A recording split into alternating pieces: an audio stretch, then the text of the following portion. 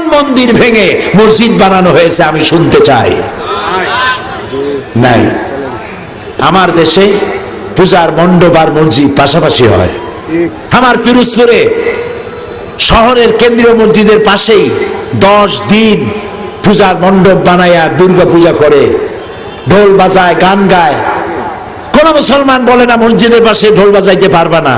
আবার হিন্দুরাও এত ভদ্র, আজানের সময় ঢোল বাজায় না, নামাজের সময় ঢোল বাজায় না। রোজার পূজা একসাথে হয়েছে, ওরা রোজা ডিস্টার্ব করে নাই, আর মুসলমানেরা পূজা ডিস্টার্ব করে নাই।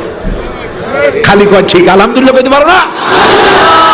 এ হচ্ছে সেই দেশ যেখানে সাম্প্রদায়িক সম্প্রীতি সব থেকে সমুজ্জ্বল। বাংলাদেশ বিগত 1000 বছরের সাম্প্রদায়িক সম্প্রীতির উজ্জ্বল দৃষ্টান্ত স্থাপন করেছে, দুনিয়া কোথাও নাই। প্রিয় ভাই সব, এ হচ্ছে সেই সুন্দর দেশ। আমি বিদেশ